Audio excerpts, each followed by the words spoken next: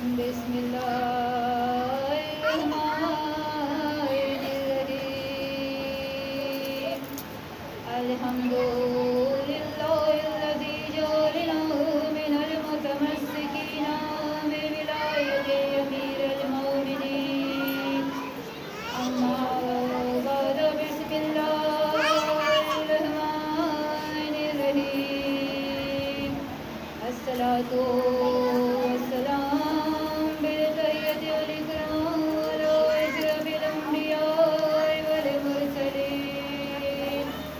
سيدنا ومولانا وشفيع ذنوبنا وطبيب قلوبنا بالقاسم محمد اللهم صل على محمد وآل محمد وأهل البيت الطيبين الطاهرين المعصومين المظلومين الموردين ولا لعنة الله على القوم الظالمين الكافرين المشركين المنكرين الحاسدين الغاصبين أما بعد سبحانه وتعالى بسم الله الرحمن الرحيم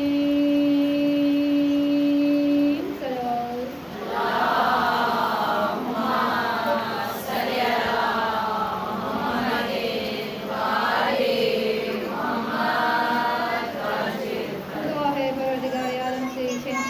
سے سلطانی کربلا سے جناب سیدہ سے خلیل سرکار امام سے ہمارے ذکر کو، ہماری اس ماتمداری کو، پرسداری کو، عزداری کو، گریزاری کو اپنی بارگاہ درگاہ میں قبولیت کا شرف عطا فرمایا۔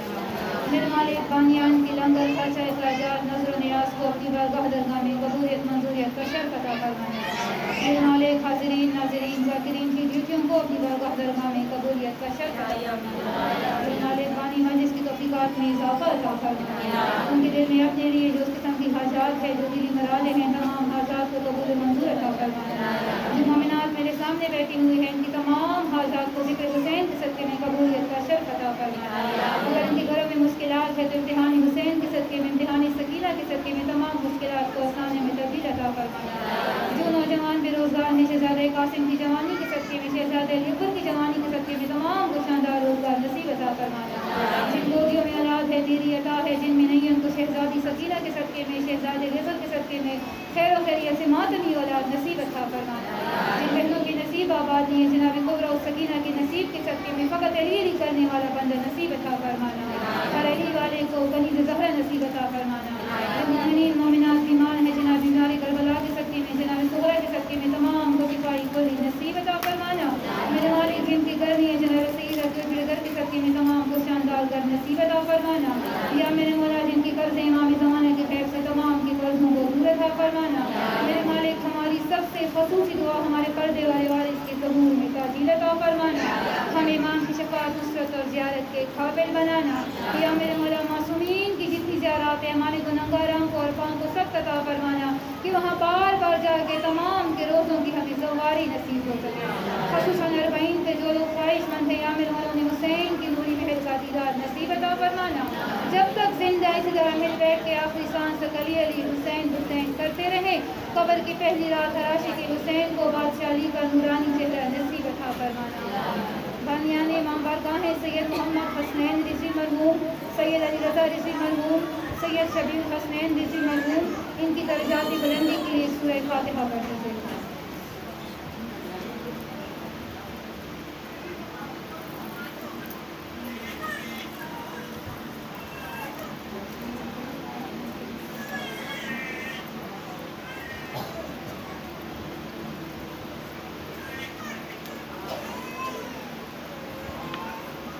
بلند آواز سے درود پڑھ دیجیے گا۔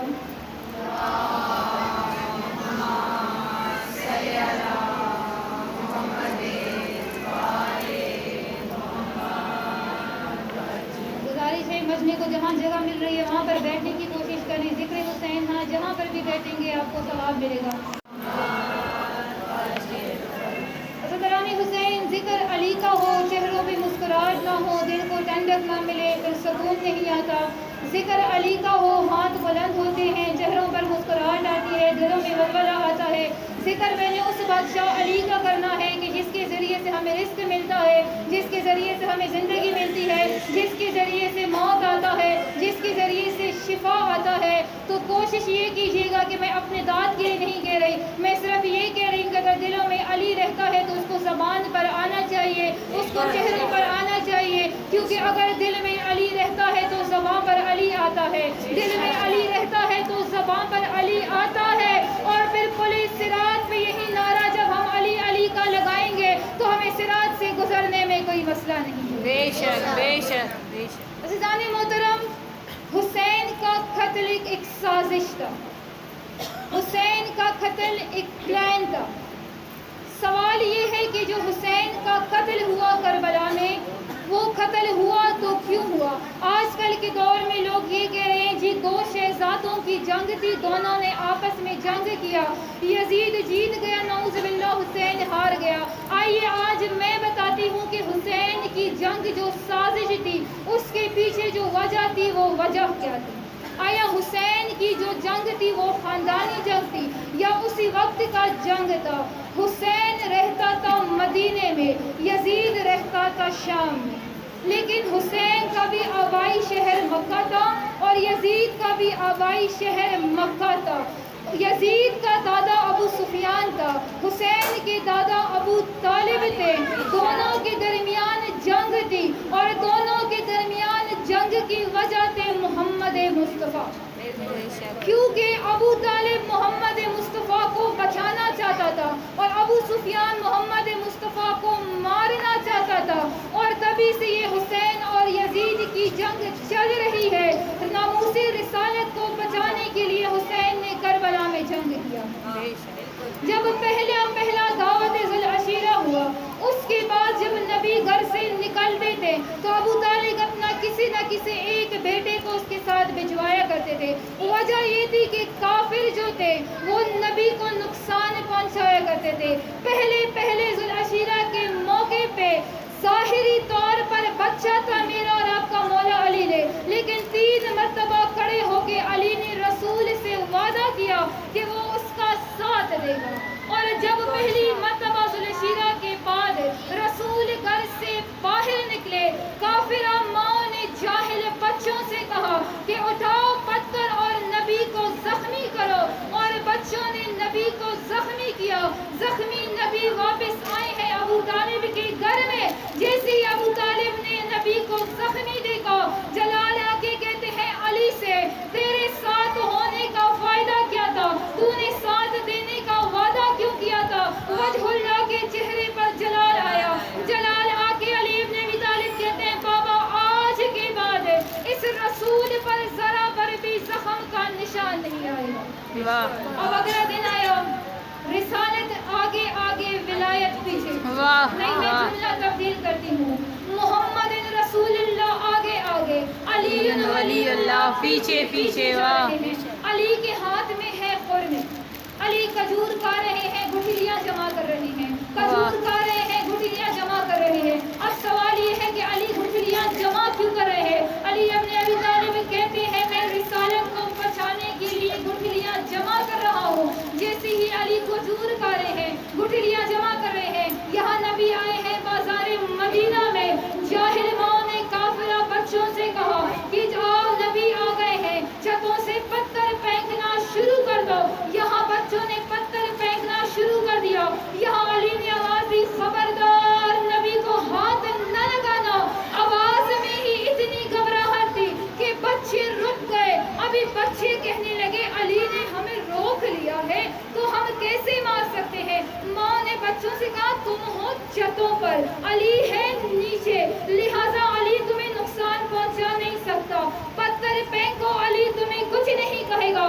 یہاں کافر بچوں نے پتھر پھینکنا شروع کر دیا. یہاں علی کے ہاتھ میں جو کھجور کی گٹھلیاں تھی، علی نے پھینکنا شروع کر دیا. جملہ سن کے بولنا ضرور، ارے جس کے سر پہ لگا گٹھلی اس کا سر گر گیا، جس کے ہاتھ پہ لگا اس کا ہاتھ گر گیا، جس کے آنکھ پہ لگا اس کا آنکھ ٹوٹ گیا.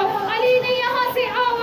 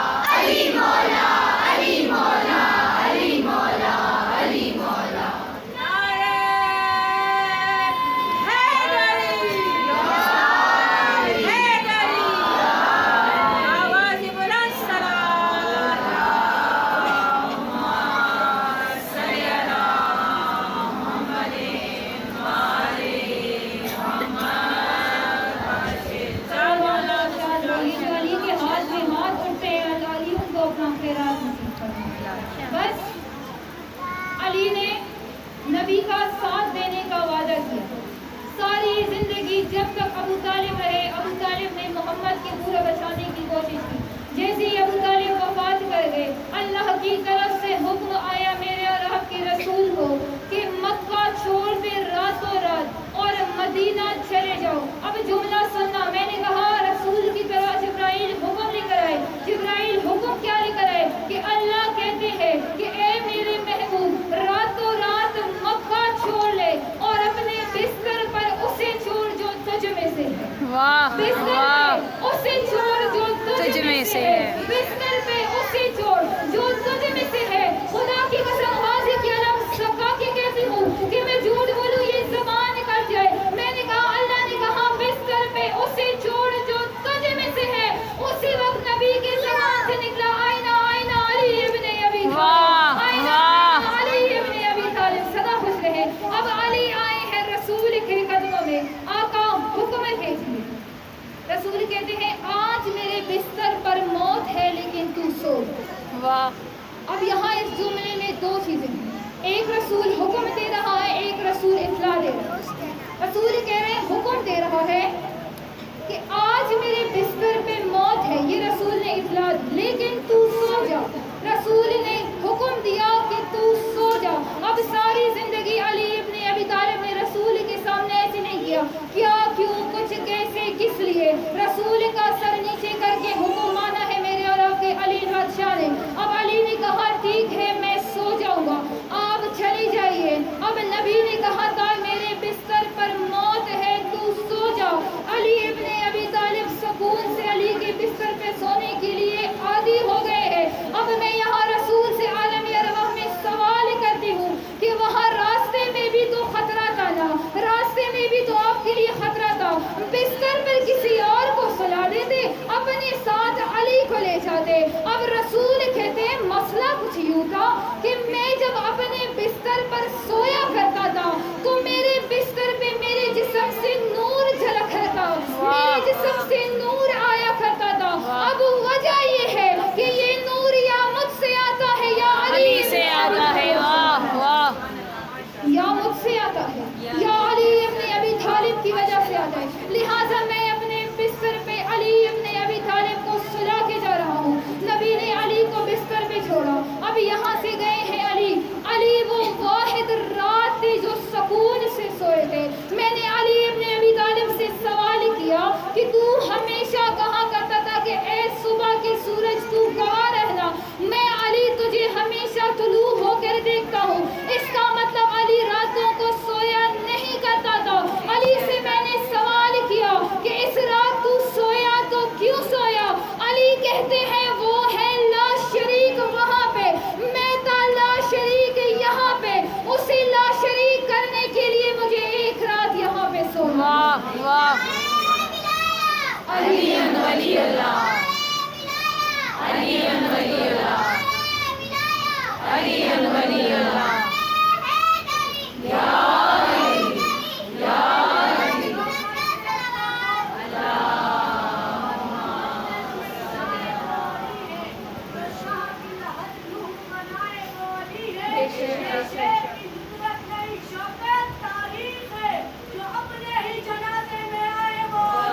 کیا بات ہے, جیو. مل گئے.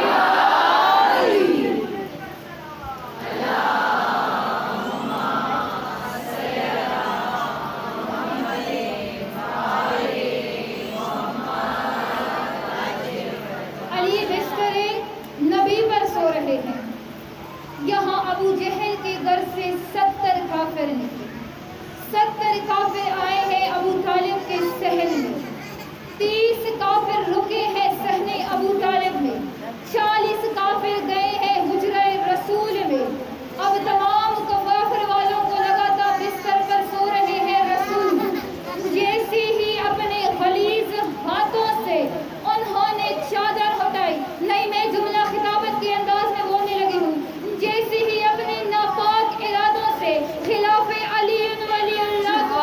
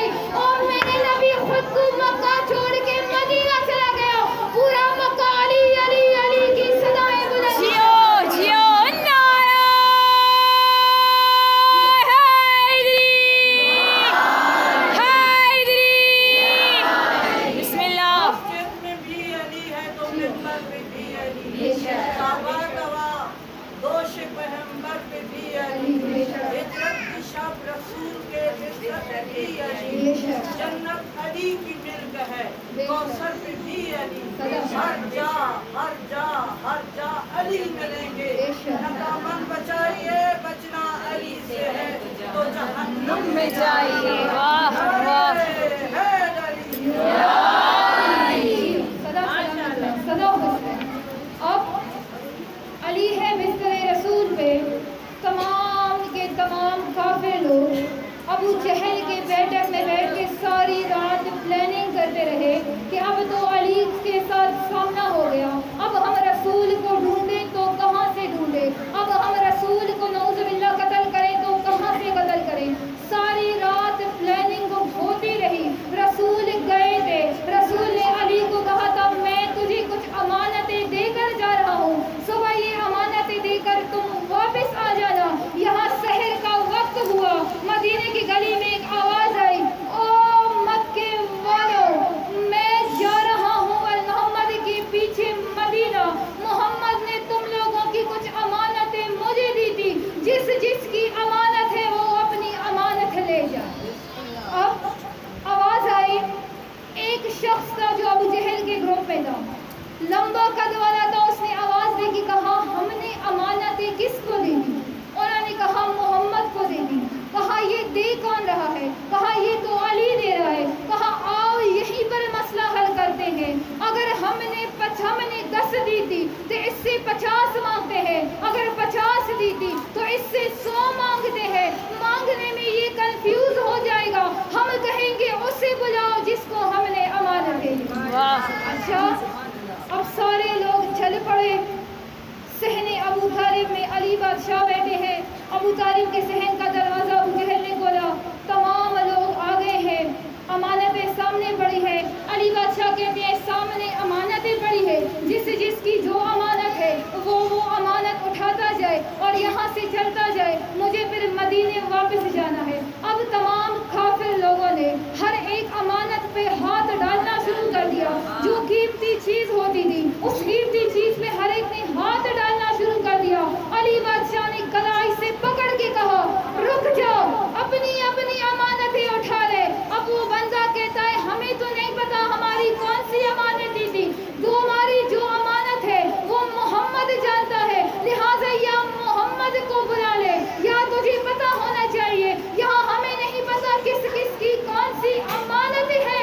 यहाँ अली बादशाह के चेहरे पर जलाल आया, जलाल आके कहता है चुप कर जाओ, अपनी अपनी अमानतें उठा ले, वरना ये अमानतें खुद बोलने लग जाएंगी हमें किसके हैं। जियो जियो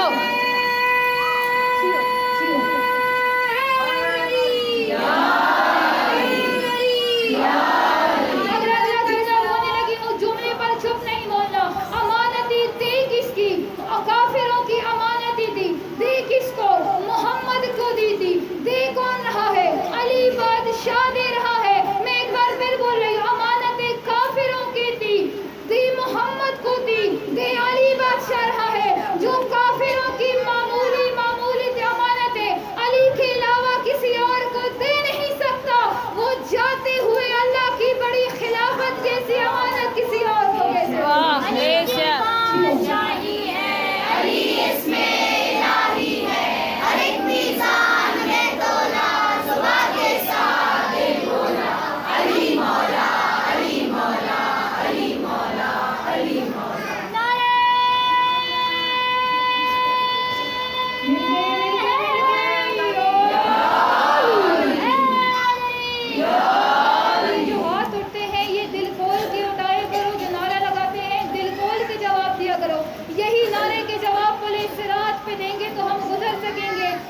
तो सोच रहे होंगे कि पुलिस रात से गुजरे तो कैसे गुजरे। जिसने बेशक। यहाँ अली अली किया वो वहाँ अली अली करेगा, जिसने यहाँ अली अली नहीं करेगा वो वहाँ भी सोच रहा होगा काश वहाँ किया होता तो यहाँ कर सकते।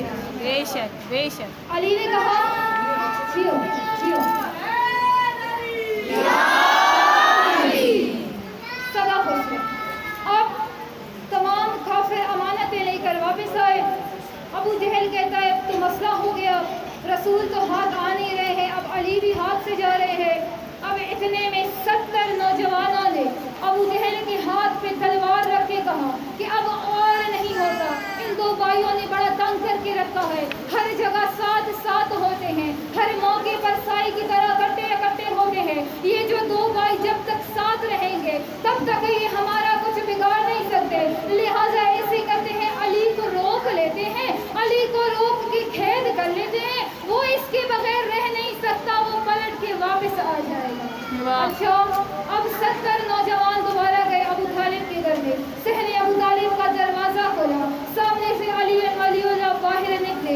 जैसे ही बाहर निकले 70 नौजवानों ने अली को रोक लिया, सर पर तलवार रख लिया। अबू जहल कहते हैं, ए अली, तुझे कब से कह रहा हूँ उस मोहम्मद को छोड़ दे, उस मोहम्मद को छोड़ दे, लेकिन तू मोहम्मद को छोड़ता नहीं है। अब ये 70 नौजवान तुझे खत्म कर देंगे, तेरा सर उड़ा देंगे, तू मोहम्मद को छोड़ दे। अली वलीउल्लाह के चेहरे पे जलाल आया, जलाल आके कहता है, ए अबू जहल, चुप कर जाओ, रुक जाओ। आज मेरे नियाम से तलवार अगर निकल गया तो उस तलवार को रोकने वाला मोहम्मद भी आज मेरे साथ। वाह वाह, बेशक।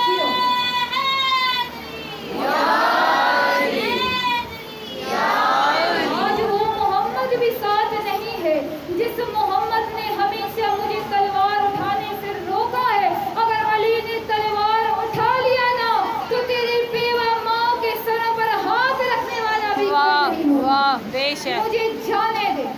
यहाँ अली ने कहा, मुझे जाने दे। वहाँ रसूल मदीने पहुँच गए। जैसे ही मदीने पहुँच गए वहाँ जिब्राइल आया।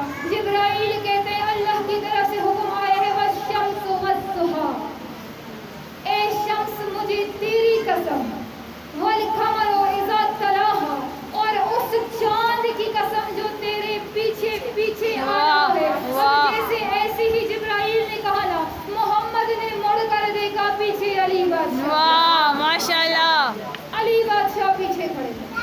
मोहम्मद ने अली को गले लगाया, गले लगा के कहता है, जब तू साथ नहीं होता मेरा दिल किसी भी चीज में नहीं लगता, मुझे सुकून नहीं मिलता। मदीने के हर एक मुहाजिर को रसूल ने बाई बाई बना लिया। अली बादशाह खड़े हैं। अली बादशाह कहते हैं, या रसूलल्लाह, आपने सबको बाई बाई बना लिया, लेकिन मुझे अली का बाई किसी को भी नहीं बनाया। मुस्कुरा के रसूल कहते हैं, तेरे बराबर कोई होता तो मैं तेरा वाह वाह, यहाँ तेरे बराबर कोई नहीं, लिहाजा तू मेरा भाई है। इसीलिए हमेशा कहते हैं कि जब जब भी नारे रिसालत की सदा बुलंद करो, नारे विलायत साथ बुलंद कर लिया करो, क्योंकि वो रसूल उस अली के बगैर रह ही नहीं सकता। तो हम क्यों फिर रसूल और अली को साथ अलग करें? बेशक।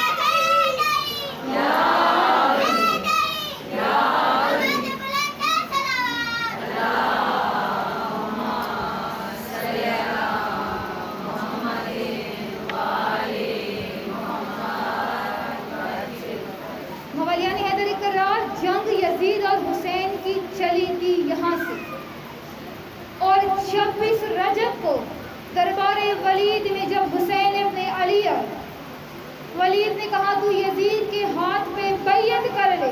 तब हुसैन भी वहाँ अली बन गया, और हुसैन कहते हैं, ए वलीद, लिख खत अपने यजीद को और उसे बता कि तू कौन है और मैं कौन हूँ। हुसैन कहता है, मैं वो हूँ जो 3 शाबान को अली इब्ने अबी तालिब के घर में कुरान बन के नाजिल हुआ। यजीद वो है जो 25 रजब को अबू सुफियान के घर में अजाब बन के नाजिल हुआ। बेशक। हुसैन कहते हैं, मेरे दादा अबू तालिब ने हमेशा रसूल की हिफाजत की है, और तेरे दादा अबू सुफियान ने हमेशा रसूल की मुखालफत की है, और मेरी दादी फातिमा बिनते असद ने हमेशा रसूल को गोदों में पाला है, और तेरी दादी हिंदा ने हमजा का कलीजा चबा चबा कर खाया है, और मेरी माँ ज़हरा वो है जो नामूसे रिसालत है, और तेरी माँ वो है जो हमेशा नाचने वाली रही है। मेरा बाप अली बादशाह कुल्ले ईमान है, और तेरा बाप माविया हमेशा रसूल की मुखालफत करने वाला है। मैं हुसैन इब्ने अली हूँ, तू यजीद है।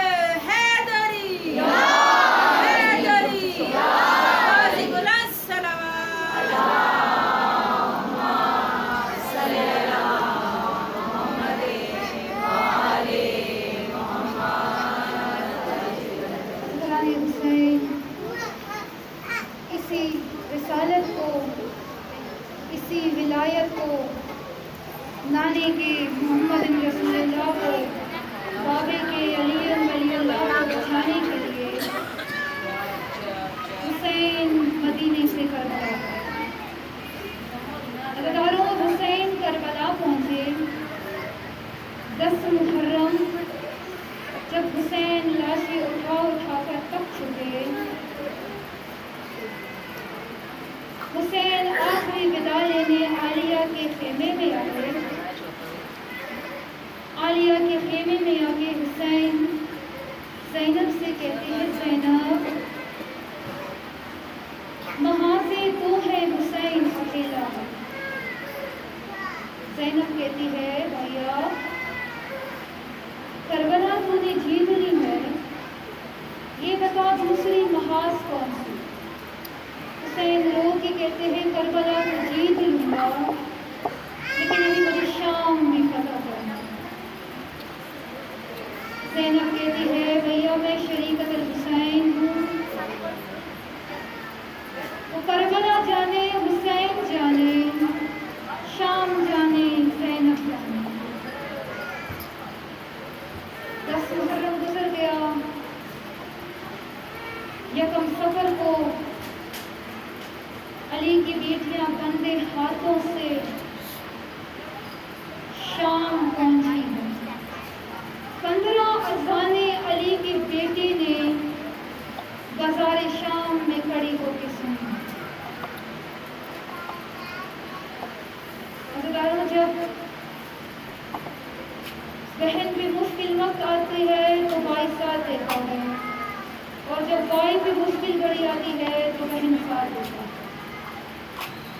حسین اور زینب نے ایک دوسرے کا ساتھ دیا، لیکن عزیزانو، اس کربلا میں بہن بھائی کی ایک اور جوڑی ایسی تھی جنہوں نے شام غریبہ سے لے کے زندان شام تک ایک دوسرے کو ساتھ دیا۔ جب سجاد کو تازیانے پڑھتے تھے تو سکینہ بچاتی تھی، اور جب سکینہ کو تماچے پڑھتے تھے تو سجاد بچاتا تھا۔ ایک وقت ایسے آیا کہ سجاد 4 سالہ کی سکینہ کے ساتھ کھڑی ہے، اور سکینہ سوال کرتی ہے، بھیا کیا اس پورے بازار و دربار میں میرے بابا کو ماننے والا کوئی نہیں ہے؟ سجاد رو کے کہتا ہے، سکینہ یہ سارے تیرے نانا کی امتی ہیں، لیکن بھول گئے ہیں کہ ہم آل رسول ہیں۔ دور کھڑا ایک شخص تھا جو رسول کا ماننے والا تھا، وہ سجاد کے قریب آیا، قریب آ کے کہتا ہے، سجاد میں نے تجھے پہچان لیا ہے، اگر تو حکم دے دے تو میں اس یزیدی لوگوں سے لڑنے کے لیے تیار ہوں، بس تو مجھے جنگ کی اجازت دے دے۔ سجاد کے ہاتھوں میں ہتھکڑیاں تھیں، پاؤں میں بیڑیاں تھیں، اور گلے میں توپ تھا۔ آج تک اس ممبر سے آپ لوگوں نے یہ جملہ سنا ہوگا کہ سجاد کے گلے میں توپ ہوتا ہے۔ سادات و غیر سادات جملہ بولنے لگی ہوں، چوٹ لگے تو معاف کر دینا۔ جانتے ہو عزیزانو، وہ توپ کیسا تھا؟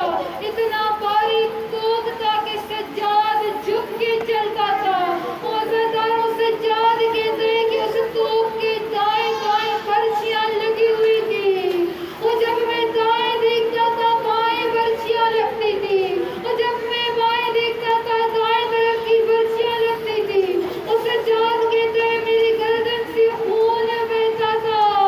رو کے سکینہ کہتی تھی، بھیا کاش میرے پاس چادر ہوتا اور میرے ہاتھ کھلے ہوتے، میں آپ کے گردن کا زخم چھپاتی۔ رو کے سجاد کہتا ہے اس شخص سے، تو جنگ نہ کرنا۔ وہ کہتے ہیں، سجاد جنگ سے خوف کیوں آتا ہے؟ رو کے سجاد کہتے ہیں، مجھے جنگ سے ڈر نہیں لگتا، اب یہاں جنگ شروع ہوگا، حق دڑ مچ جائے گی، لوگ ادھر سے ادھر ہو جائیں گے، اور میری سکینہ مجمع میں بہت ڈرتی ہے، اور میری سکینہ کو ہجوم میں ڈر بنا رکھتا ہے، کہیں میری سکینہ مجھ سے گم نہ ہو جائے۔ سجاد کوئی حکم کو